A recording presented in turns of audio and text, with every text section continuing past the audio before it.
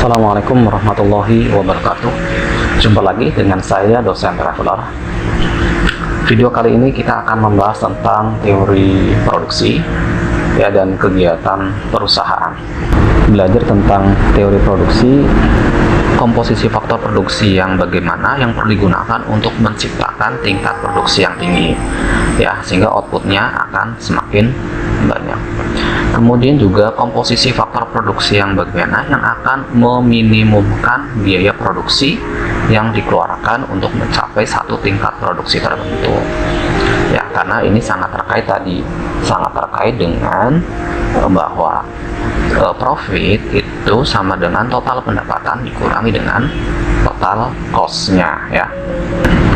Untuk menjawab komposisi faktor produksi untuk menciptakan tingkat produksi yang paling tinggi, maka perusahaan akan mengkombinasikan faktor-faktor produksi, yaitu seperti faktor produksi yang ada 4 golongan, yaitu tenaga kerja, tanah, modal, dan keahlian kewirausahaan. Nah, komposisi inilah yang kemudian digunakan oleh perusahaan untuk menciptakan tingkat produksi yang tinggi. Nah, hanya kemudian dikombinasikan dari keempat ini, mana yang bisa menciptakan komposisi paling optimal. Tanah, modal, dan keahlian itu biasanya juga disebut sebagai faktor produksi yang dianggap jumlahnya tetap, sedangkan tenaga kerja sebagai faktor produksi yang dianggap sebagai jumlahnya berubah-ubah. Sehingga di dalam menggambarkan hubungan di antara faktor produksi yang digunakan, tingkat produksi yang dicapai, yang digambarkan adalah hubungan antara jumlah tenaga kerja yang digunakan dengan jumlah produksi yang dicapai. Sehingga dalam beberapa contoh nanti saya akan menggambarkan faktor produksi itu adalah tenaga kerja, VS jumlah produksi yang dicapai. Kemudian komposisi faktor produksi yang bagaimana yang akan meminimumkan biaya produksi yang dikeluarkan untuk mencapai satu tingkat produksi tertentu. Di sini kita akan memilih faktor produksi yang paling hemat, yang paling efisien, tetapi juga dapat menghasilkan unit atau produk yang sesuai. Kembali ke fungsi produksi. Fungsi produksi itu adalah hubungan di antara faktor produksi dan tingkat produksi yang diciptakan. Dalam fungsi produksi ada beberapa faktor produksi, yang dikenal pula dengan istilah input, dan jumlah produksi yang juga disebut dengan output. Sehingga dalam rumus matematika, fungsi produksi itu dinyatakan dalam Q sama dengan fungsi dari K, L, R, dan T, di mana Q adalah output, sedangkan K itu adalah fungsi dari modal, kapital, kemudian L adalah jumlah tenaga kerja, sedangkan R adalah resource atau sumber daya alam, dan T adalah tingkat teknologi yang digunakan. Kita akan melihat contoh menggunakan Excel bagaimana fungsi produksi dengan satu faktor berubah. Di sini saya menggunakan adalah tenaga kerja. Nah, berikut ini adalah cara membuat grafiknya. Pada kotak pada produksi marginal kita masih 0 dan 0, karena tenaga kerjanya masih 0, tenaga kerja masih 0.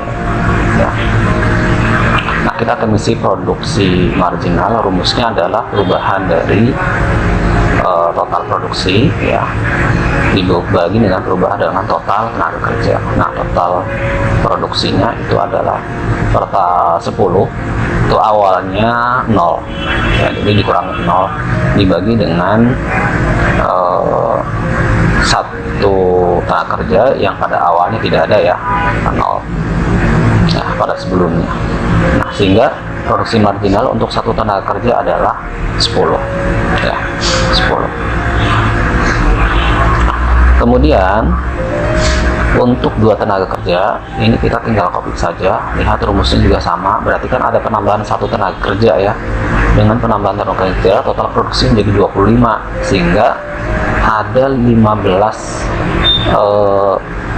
produksi marginal karena dia menambah. Kemudian untuk yang 3, ini sama dengan ketika penambahannya itu satu orang menambah 10. Demikian juga dengan seterusnya ya, sampai pada posisi akhirnya negatif 0 dan akhirnya negatif. Ini sesuai dengan hukum hasil lebih yang semakin berkurang ya. Kemudian bagaimana dengan produksi rata-rata? Produksi rata-rata tadi adalah produksi yang secara rata-rata dihasilkan oleh setiap pekerja. Rumusnya berarti total produksi dibagi dengan jumlah tenaga kerja ya. Nah, pada yang kedua itu 10 rata produksinya, kemudian naik menjadi 12 karena ada 2 tenaga kerja dan menghasilkan 25 ya.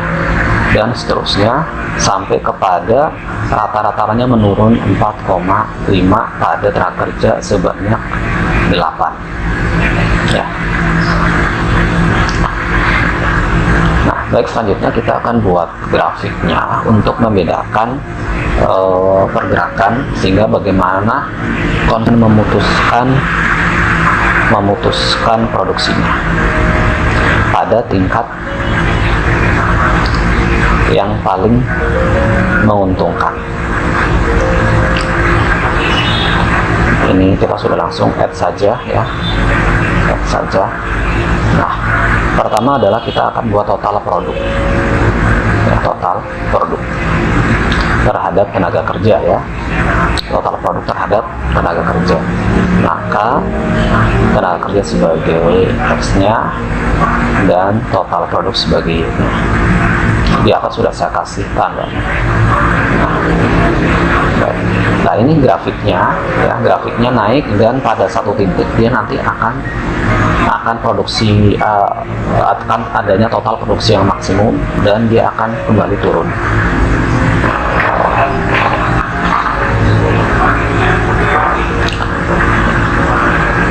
Oke, kita tambah lagi grafik produksi marginal ya, grafik produksi marginal.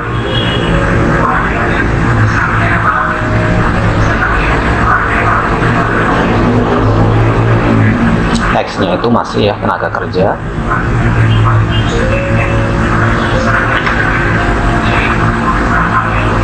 Sedangkan Y-nya itu adalah produksi marginal.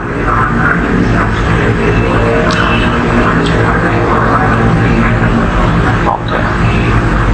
Nah, terlihat di sini bahwa pada tenaga kerja ketika jumlahnya 2, produksi marginalnya adalah tertinggi ya. Marginalnya tertinggi ya. Kemudian kita add lagi, kita buat grafik rata-rata produksi.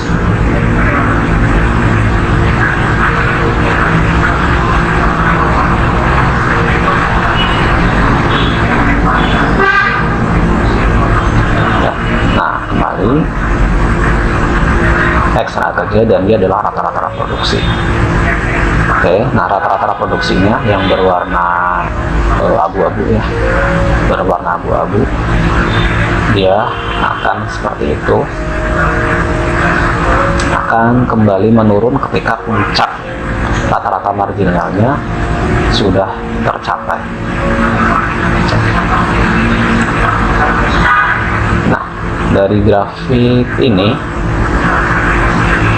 kita bisa memberikan nama sebenarnya.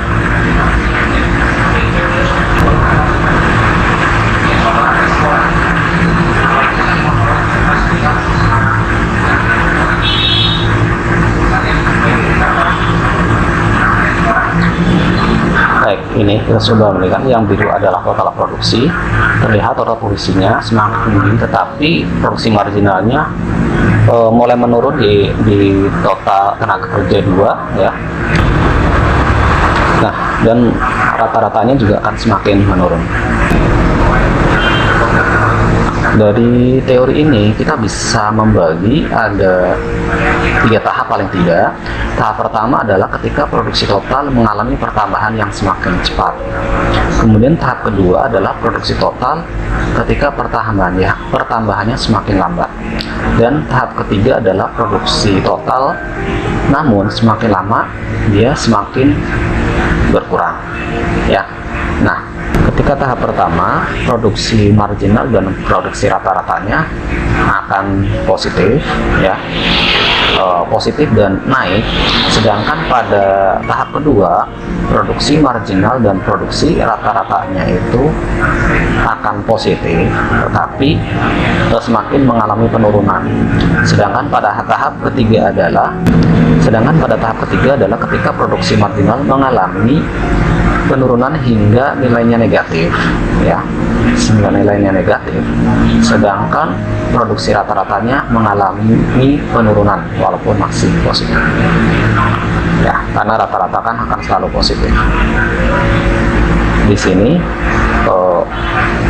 sini perusahaan akan memilih bagaimana perusahaan akan selalu pada kondisi pertama, dan dia akan coba untuk menghindari pada kondisi ketiga, di mana dia bisa menambah faktor produksi yaitu tenaga kerja, tetapi penambahan orang itu malah menurunkan produksi totalnya.